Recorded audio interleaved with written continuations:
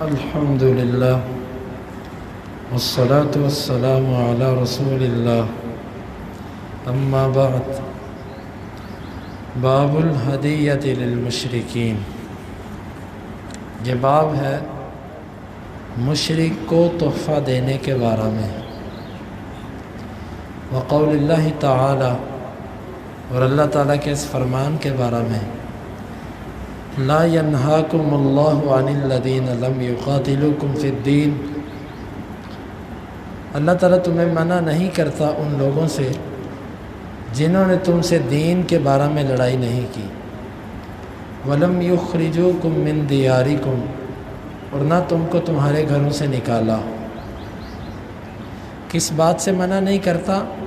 ان تبروہم، کہ تم ان سے نیکی کرو، وتقسطوا الیہم، اور ان کی طرف احسان کرو، انصاف کرو۔ ان اللہ یحب المقسطین، بے شک اللہ تعالیٰ انصاف کرنے والوں کو پسند کرتا ہے۔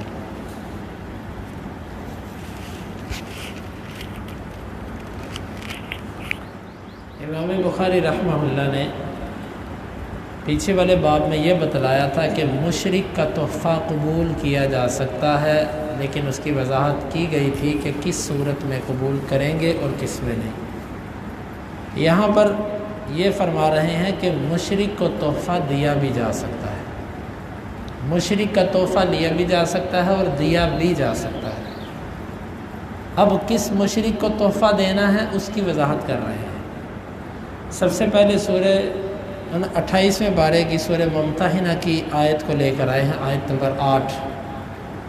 اللہ تعالیٰ تمہیں ایسے لوگوں کے ساتھ نیکی اور احسان کرنے سے نہیں روکتا جنہوں نے تم سے تمہارے دین کی وجہ سے لڑائی نہیں کی، اور نہ تم کو تمہارے گھروں سے نکالا۔ یعنی کہ وہ مشرک کہ جس نے کبھی مسلمانوں سے لڑائی نہیں کی اسلام کی وجہ سے۔ ایک تو ہے ویسے کسی معاملے پر جھگڑا ہو گیا، لین دین پر جھگڑا، کسی دنیاوی معاملے پر جھگڑا، وہ الگ چیز ہے۔ دین کے معاملے میں جس سے آپ کا کبھی جھگڑا نہیں ہوا، اور نہ اس نے آپ کو دین کی وجہ سے گھر سے نکلنے پر مجبور کیا ہو کہ نکلو یہاں سے، بھاگ جاؤ یہاں سے، ہم تمہیں عمل نہیں کرنے دیں گے دین پر، ایسے مشرک کو تحفہ دیا جا سکتا ہے۔ لیکن وہ مشرک جو مسلمانوں کے ساتھ دین کی وجہ سے دشمنی رکھتا ہو، ظاہری طور پر یا چپکے سے، اور مسلمانوں سے انتقام لیتا ہو، ان کو اذیتیں دیتا ہو، ان کو نکلنے پر مجبور کرتا ہو، یا ان کو دبا کے رکھتا ہو ظاہری طور پر یا اعلانیہ طور پر، ایسے مشرک کو تحفہ دینا جائز نہیں۔ اب ہم اپنے معاشرے کے اندر دیکھیں کہ بنیادی طور پر تقریباً دنیا کے اندر جتنے ملک ہیں یہ سب کے سب مسلمانوں کے دشمن ہیں، مسلمانوں کے خلاف سازشیں، مکاریاں، چالیں چل رہے ہیں۔ بظاہر کوئی دوستی کا روپ دھاڑے ہوئے ہے، اور ہمارے مسلمان اتنے سادہ ہیں کہ بس وہ دوستی کے لفظ میں اسلام کے دشمنوں کو بھی اپنا دوست سمجھتے ہیں۔ وہ کسی شاعر نے بڑا اچھا کہا نا کہ تم تو تکلف کو بھی اخلاص سمجھتے ہو فراز، دوست ہوتا نہیں ہر ہاتھ ملانے والا۔ یہ لوگ بظاہر ہمیں ملتے تو ہیں، لیکن یہ مفاد پرست لوگ ہیں، ہم ان کے گاہک ہیں، ان کی منڈیوں کے تاجر ہیں، اس لیے وہ ہمارے ساتھ دوستی کا لفظ بولتے ہیں۔ جس دن ان کا مفاد پورا ہوگا وہ ہمارے ساتھ کھل کے جنگ کرنے کو تیار ہوگا۔ تو اس لیے ہاں اپنے ملک میں دیکھیں، معاشرے میں دیکھیں کہ ایسا غیر مسلم جس کا سینہ اسلام کے لیے تنگ نہیں ہے، کبھی اس نے اسلام کے بارے میں کوئی بات نہیں کی، نہ کسی مسلمان کو اذیت دی، آپ اس کو کوئی تحفہ دے سکتے ہو۔ لیکن تحفہ دیتے وقت یہ خیال کرنا ہے کہ اس کے کسی مذہبی تہوار پر تحفہ نہیں دینا۔ اکثر مسلمان عیسائیوں کو کرسمس پر کیک پیش کر دیتے ہیں، یا لکھوا کر لگا دیتے ہیں کرسمس مبارک۔ بھائی آپ ایک شرک اور کفر پر کسی کو مبارک دے رہے ہو، آپ ایک منع کی ہوئی چیز پر، منکر چیز پر لوگوں کو مبارک دے رہے ہیں۔ کس چیز کی مبارک؟ یہ جائز نہیں ہے۔ ہاں ویسے کسی عام موقع پر آپ ان کو تحفہ دے سکتے ہو، ان کی خوشی کے موقع پر، ان کی عید کے موقع پر ان کو عید دینا، ان کو کیک دینا، ان کے ساتھ جو ہے نا وہ اس دن خوشی کا اظہار کرنا، یہ جائز نہیں ہے، کیونکہ وہ جہنم کی آگ میں جا رہا ہے، اس نے لا الہ الا اللہ نہیں پڑھا، اور آپ اس کے ساتھ خوشیاں کس بات پہ کر رہے ہیں؟ تو یہ خلاصہ نکلا کہ جس کے سینے میں اسلام کے لیے بغض نہیں، اسلام کے خلاف کبھی وہ بولا نہیں، کسی مسلمان کو اذیت نہیں دی، اس کو تحفہ دیا جا سکتا، جس میں یہ چیز نہیں اس کو تحفہ نہیں دینا چاہیے۔ دلیل کے طور پہ امام بخاری رحمہ اللہ جو واقعہ لے کر آئے ہیں وہ یہ ہے،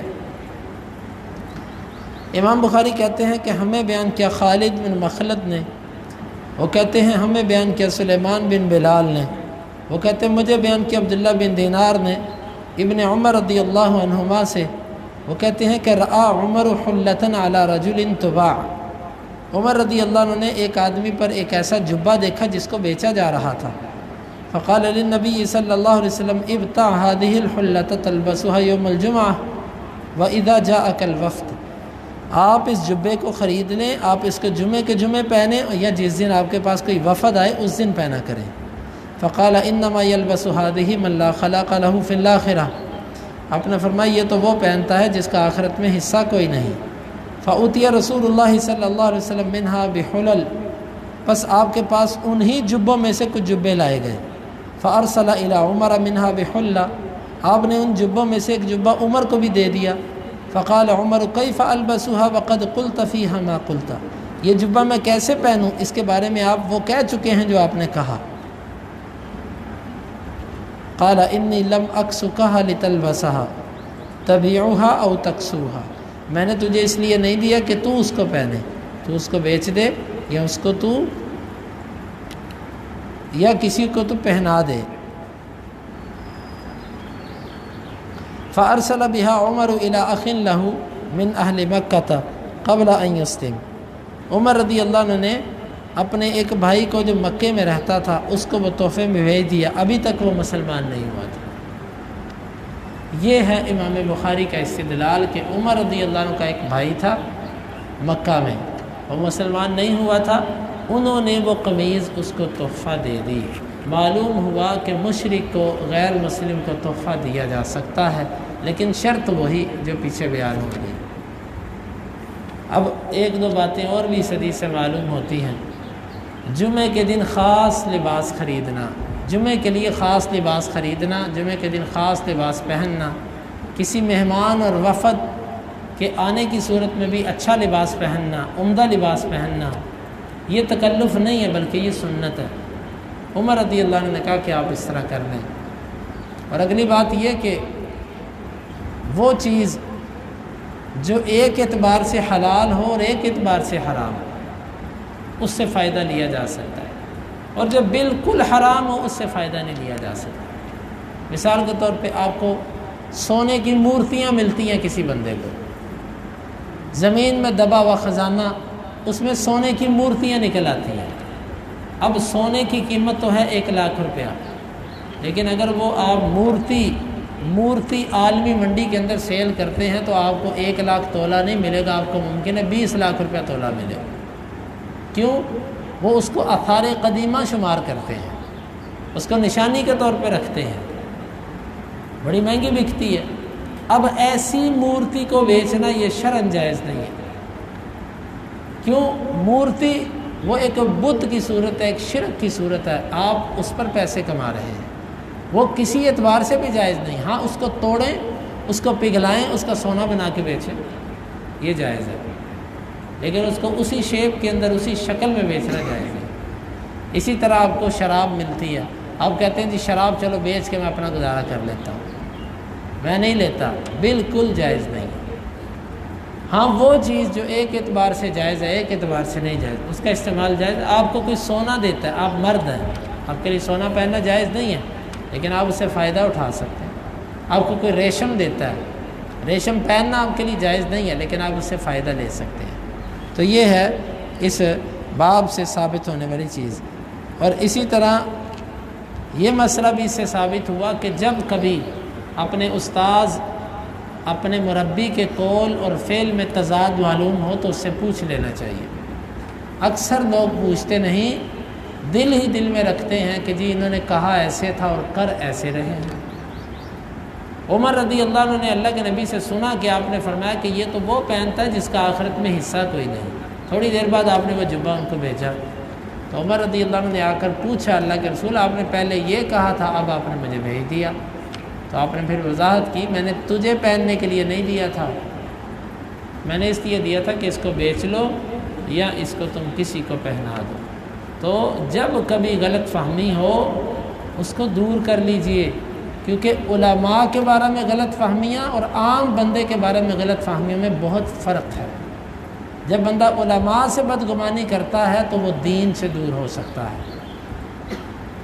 عامی بندے سے بدگمانی انسان کو وہاں پر نہیں پہنچاتی جس طرح علماء سے بدگمانی انسان کو آگے لے جاتی ہے۔ اللہ تعالیٰ سے دعا ہے اللہ تعالیٰ ہمیں ان مسائل کو سمجھنے کی اور عمل کی توفیق عطا فرمائے۔ اللہم انفعنا بما علمتنا وعلمنا ما ينفعنا وزدنا علما وآخر دعوانا ان الحمد للہ رب العالمین۔